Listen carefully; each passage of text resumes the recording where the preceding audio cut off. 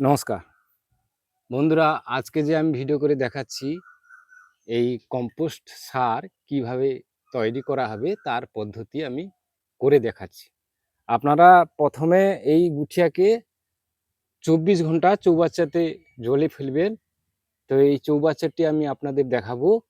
এই কম্পোস্ট সার এই চৌবাচ্চায় জলে ফেলে এই গুটিয়াটাকে ভালো করে আপনারা পিষে নেবেন।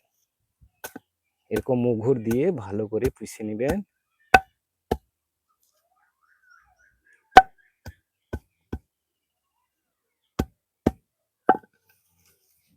ভালো করে পিষে নেবেন, তোমার হাতে ভালো করে আপনারা পিষে নেবেন,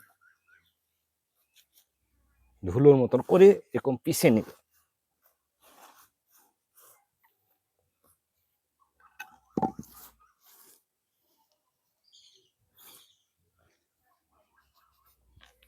তারপর আপনারা দেখুন এই পচা খড় কেন এসে এই সব কেন চলে এসছে, দিয়ে ডিম পাড়ছে। আপনারা এই পচা খড় এই ঘুটে গুঁড়োর সঙ্গে আপনারা মিশিয়ে নেবেন। আর এই খেসারি ভুসি, এই খেসারি ভুসিতে রাইজোবিয়াম আছে।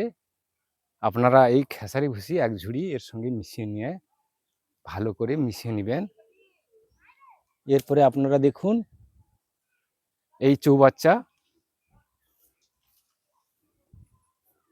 দেখুন এই চৌবাচ্চার জল কেমন কালো হয়ে গেছে। আপনারা দেখুন এই চৌবাচ্চাতে 24 ঘন্টা এই গুছিয়ে জলে ফেলে ভালো করে গুঁড়ো করে নেবেন। এই হলো কম্পোস্ট সারের পদ্ধতি, আপনারা এইভাবে করবেন।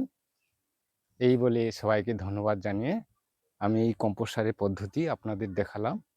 নমস্কার।